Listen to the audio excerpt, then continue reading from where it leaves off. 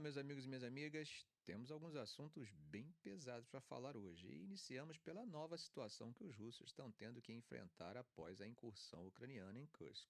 Um drama que já vinha acontecendo por causa dos drones e mísseis antes da incursão agora ganha novas proporções. Famílias russas estão tendo que deixar suas casas buscando abrigo com desconhecidos. E, gente, o presidente Putin parece ter sido pego de surpresa. Numa reunião de crise transmitida pela TV, ele estava lendo anotações escritas à mão num bloco, o que acaba sugerindo que seus assessores não tiveram tempo de preparar um discurso como normalmente fazem.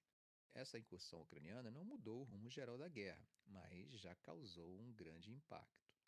O governo russo e a sociedade, que já tinham se adaptado à guerra, a um formato que estava mais ou menos sob controle, agora estão tendo que improvisar e lidar com muitas incertezas. Na região da fronteira, as autoridades dizem que mais de 130 mil pessoas tiveram que fugir ou foram evacuadas. Parece que os oficiais regionais não estavam preparados para essa crise e iniciativas de ajuda organizadas pelos próprios cidadãos tiveram que entrar em ação. Para políticos de oposição, essa incursão ofereceu uma rara chance de abalar as certezas de que a Rússia estaria caminhando lentamente para a vitória. Um político da oposição, Lev Shorsberg, comparou o estado da sociedade russa ao magma se acumulando sob um vulcão, onde não se sabe quando ou como vai explodir na superfície. Na cidade de Kursk, a cerca de 80 quilômetros da fronteira onde a Ucrânia invadiu, a parlamentar Ekaterina Duntsova descreveu pessoas em um abrigo que estavam totalmente desorientadas por terem que fugir. Nesse momento, para os russos que são contra a guerra, ajudar as pessoas que estão fugindo dos combates se tornou uma forma de agir sem correr o risco de serem presos. Alguns estão oferecendo suas casas para os deslocados através do aplicativo de mensagens Telegram.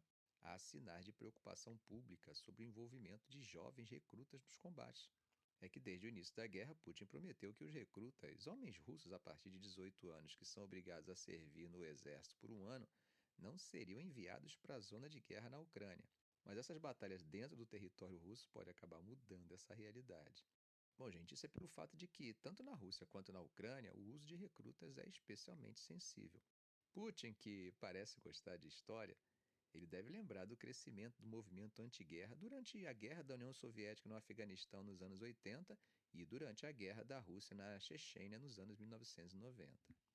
Analistas preveem que o esforço para expulsar as tropas ucranianas de Kursk pode eventualmente atrapalhar a ofensiva russa no leste da Ucrânia. Ruslan Pukov, diretor do Grupo de Pesquisa de Segurança CAST em Moscou, disse que a necessidade de deslocar parte da força de invasão russa para Kursk pode, por sua vez, ameaçar a estratégia russa de um avanço lento através da linha de frente na Ucrânia. Agora, a televisão estatal russa continua minimizando a crise. Eles tratam como se fosse um desastre natural ou um ataque terror pontinho pontinho. Veja o que disse o apresentador do noticiário do horário nobre do canal 1 na terça-feira. As forças russas estão expulsando o inimigo de nossa terra. A principal tarefa agora é ajudar as vítimas civis. No entanto, apesar dos ataques e bombardeios que acontecem contra as tropas ucranianas invasoras, a situação não está tão sob controle assim.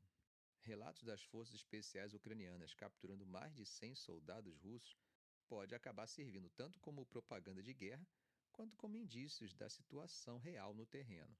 Segundo as informações, foram 102 soldados do 40º-88º Regimento de Fuzileiros Motorizados da Guarda Russa e da Unidade Arkhmat. A fonte disse que os ucranianos capturaram e limparam uma posição fortificada enorme, de concreto e bem fortificada por todos os lados, com comunicações subterrâneas e alojamento para o pessoal, uma cantina, um arsenal e até uma casa de banho. A fonte compartilhou umas fotos que mostram dezenas de soldados russos sentados ou deitados no chão de um bunker de concreto. Os capacetes e as armas deles estão empilhados perto das paredes. Agora, nós imaginamos o que vai acontecer com esses soldados, né? Eles provavelmente vão ser trocados por prisioneiros de guerra ucranianos. O comissário de Direitos Humanos da Ucrânia, Dmitry Lubinets, falou nessa semana que teve conversas com o colega russo sobre uma troca de prisioneiros. E, como vocês sabem, isso é algo que a Ucrânia e a Rússia fazem regularmente. A última troca, conforme cobrimos em um vídeo do canal, aconteceu no mês passado. Os próprios ucranianos afirmam que desde o início da guerra em 2022 eles já conseguiram trazer de volta 3.450 pessoas que estavam em cativeiro russo. Mas nem tudo são boas notícias para Kiev. Também tem notícias agradáveis para Moscou. Hoje, quinta-feira, ataques russos com bombas guiadas mataram pelo menos 2 pessoas e feriram outras 7 na região de Kharkiv, no nordeste da Ucrânia. O governador da região, Olesny Rubov, disse que o ataque atingiu uma empresa civil no distrito de Kupiansk. Na vila Zoloshiv, 6 pessoas ficaram feridas quando as forças russas lançaram 2 bombas. A polícia regional disse que prédios administrativos e mais de 20 casas particulares foram danificadas nesse ataque. É importante lembrar, gente, que Kharkiv, que é a segunda maior cidade da Ucrânia, e a região ao redor têm sido alvo de ataques russos há muito tempo. As tropas de Moscou têm bombardeado as regiões de fronteira da Ucrânia com bombas guiadas altamente destrutivas por meses. Como sempre comento aqui, uma guerra sabemos como começa, mas não sabemos como termina. E o que vemos é que a incursão em Cusco adicionou um novo grau de complexidade ao tabuleiro da geopolítica, inserindo novos cálculos na planilha de todos os atores envolvidos. Bom, gente, atravessando o Mediterrâneo, normalmente números redondos têm o poder de impressionar mais do que números quebrados. E segundo os novos registros, o número de mortos em Gaza chega a 40 mil. E aqui, logo de início, eu levanto uma questão: como confiar nesses números? Como eles são produzidos? Para tentar responder essas questões, vamos usar uma fonte ocidental que se debruçou sobre o assunto. Eu estou falando do nada suspeito jornal ocidental dos Estados Unidos, o Washington Post. Vamos destrinchar um pouco como chegou-se a esse número. De acordo com o Ministério da Saúde de Gaza, mais de 40 mil palestinos foram mortos desde o início da ofensiva em outubro, um número que, não sei vocês, mas me deixa bem incomodado, considerando a magnitude dessa tragédia. De cara, podemos dizer que é um número que nos mostra o custo humano terrível da guerra, mesmo quando uma contagem total ainda está longe de ser alcançada, especialmente por conta do colapso do sistema de saúde no enclave. É interessante perceber que esse número não faz diferença entre civis e combatentes. Logo, já sabemos que boa parte desses mortos, de alguma forma, fizeram parte daquela operação hedionda, cruel e desumana perpetrada em Israel no dia 7 de outubro. Mas, de acordo com o Ministério da Saúde em Gaza, a maioria das vítimas são mulheres e crianças. Antes de prosseguir, eu gostaria de trazer um pouco mais de complexidade. Será que todos os homens mortos eram militantes? Será que o fato de ser homem automaticamente te classifica como combatente do Hamas? Bom, essa é apenas uma observação sobre a forma como os números são apresentados. Mas esses 40 mil são as vítimas fatais. Eu digo isso porque, até o momento, mais de 92 mil pessoas ficaram feridas ao longo desses mais de 10 meses de conflito.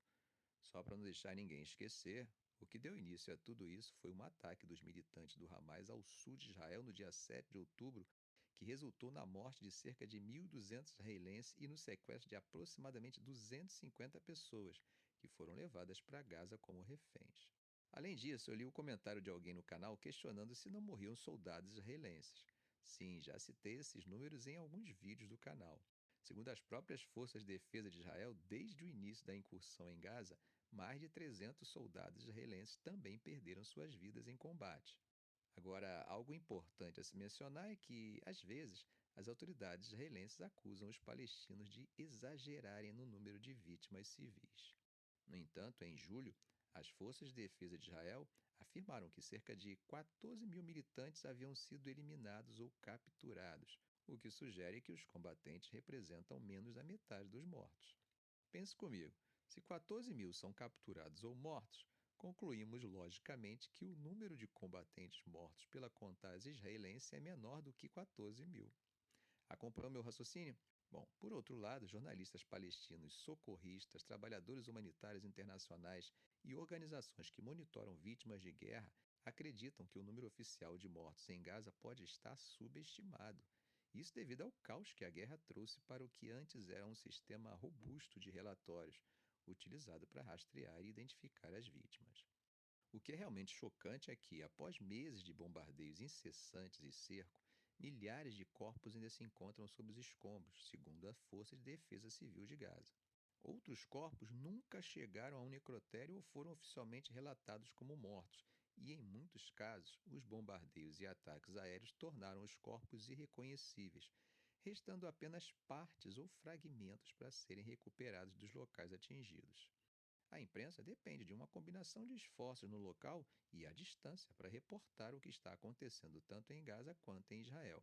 Na atual situação, com todos os perigos e restrições envolvidos, os repórteres, incluindo jornalistas em Gaza, estão utilizando drones, imagens de satélite, monitoramento de vídeo e depoimentos de vítimas para corroborar suas informações com várias fontes, além de análise de imagem e detecção de fraudes, entre outras ferramentas. No início dessa semana, houve o exemplo do jornalista Talal Al-Akraki, que estava no hospital em Nuseirat, na faixa de Gaza, quando uma ambulância chegou com as vítimas de um ataque aéreo. Ele capturou a imagem que é difícil de esquecer. Uma criança desesperada, ainda vestindo um moletom branco, mas com os braços arrancados. Essa criança fazia parte dos 7 membros da família Abunada, que morreram na terça-feira, segundo um vizinho. A cena que se seguiu, com médicos trazendo 2 sacos cheios de parte dos corpos da família Abunada, foi descrita por Arouk como algo já familiar para quem vive essa guerra. A IDF, por sua vez, não respondeu imediatamente aos pedidos de comentários sobre esse ataque específico. Por mais trágico que seja, essa é a realidade atual de Gaza, onde o sistema de saúde está sobrecarregado e ataques a hospitais e a detenção de trabalhadores da saúde tornaram a situação ainda mais desesperadora. Apesar das críticas que surgem ao Ministério da Saúde de Gaza, é importante lembrar que as estimativas de vítimas em guerras anteriores feitas por esse ministério foram amplamente corroboradas por especialistas independentes e até pelas Nações Unidas. O próprio Departamento de Estado dos Estados Unidos já utilizou as cifras do ministério em seus relatórios. No entanto, meus amigos, o que devemos entender é que, à medida que a violência se espalhou e as forças israelenses cercaram diversos hospitais, incluindo o Al-Shifa, o maior da região, o sistema de relatórios entrou em colapso. A maioria da população foi deslocada, as redes de celular e internet foram cortadas e as forças de defesa de Israel dividiram o norte e o sul de Gaza, tornando quase impossível para os trabalhadores da saúde descobrir quem morreu, onde e quando. Michael Spagatti, um professor de economia da Universidade de Londres e pesquisador sobre mortes em conflitos armados, comentou que a qualidade dos dados realmente se deteriorou. Mesmo assim, em um artigo publicado em dezembro na revista médica The Lancet, pesquisadores da Escola de Saúde Pública da Universidade Johns Hopkins alertaram que, em Gaza, as dificuldades em obter números precisos de mortalidade não devem ser interpretadas como tentativa de distorção intencional dos dados. Apesar de todas as dificuldades e do caos provocado pela guerra, o Ministério da Saúde de Gaza tem se esforçado para manter a precisão nos relatórios sobre as mortes. Com o avanço da guerra, o Ministério expandiu sua lista de vítimas para incluir casos verificados por relato de familiares ou da mídia local. Eles também têm trabalhado para incluir em suas estatísticas um subconjunto de corpos que ainda não foram identificados ou cujas identidades estão apenas parcialmente confirmadas. Em várias ocasiões, o Ministério divulgou listas detalhadas dos palestinos mortos nos combates, sendo a mais recente com nomes verificados até 30 de junho. O professor Michael Spagatti observou que, mesmo com todas as dificuldades, a qualidade da informação disponível para esse conflito é bem melhor do que em outros conflitos recentes de alto perfil, como os da Etiópia, Síria e Sudão. Nesses casos, não há listas comparáveis detalhadas ou disponíveis publicamente dos mortos, o que torna o conflito em Gaza uma exceção em termos de dados de mortalidade acessíveis. Em julho, a organização Air Wars, que monitora os danos causados a civis em conflitos, divulgou um relatório utilizando análise de código aberto para identificar cerca de 3.000 baixas palestinas nos primeiros 15 dias de guerra. Comparando essas descobertas com os números fornecidos pelo Ministério da Saúde de Gaza, eles descobriram que 75% dos nomes que conseguiram verificar estavam em ambas as listas. Isso sugere que outras vítimas provavelmente passaram despercebidas pelos oficiais de saúde de Gaza, o que a diretora da Air Wars, Emily Tripp, descreveu como um sinal de que o número de mortes excluídas da lista oficial do Ministério é provavelmente alto, embora seja difícil de determinar com exatidão. Ela também destacou que muitos casos de mortes não relatadas ocorreram porque as vítimas foram mortas em suas casas e ficaram presas sob escombros por dias. Em outras situações, famílias inteiras foram exterminadas em ataques aéreos, não deixando ninguém para relatar suas mortes. Além disso, Tripp mencionou que agora estão surgindo cada vez mais casos de corpos sendo identificados, mas sem poder ligá-los a um incidente específico. Esses corpos estão sendo descobertos à medida que as pessoas começam a se mover para diferentes áreas em Gaza, que antes estavam inacessíveis ou sob ataque constante. Bom, esse é o cenário atual, gente. Estamos falando de uma tragédia de proporções épicas, onde a perda de vidas é tão vasta que, mesmo com todos os esforços, ainda é difícil ter uma imagem completa da extensão dos danos. Não importa se na Ucrânia, se na Rússia, se no Sudão ou em qualquer parte do mundo. Eu, particularmente, torço para que todos que foram responsáveis por ataques sistemáticos e intencionais contra civis sejam responsabilizados juridicamente e que a paz alcance os corações dessas famílias destroçadas por uma guerra que elas não escolheram travar. Ficamos por aqui. Se esse vídeo foi útil para você, faça um comentário, compartilhe em suas redes sociais, dê um like e, é claro, se ainda não for inscrito, inscreva-se no canal e ative o sininho. Ok, gente? Um grande abraço do professor Arão Alves.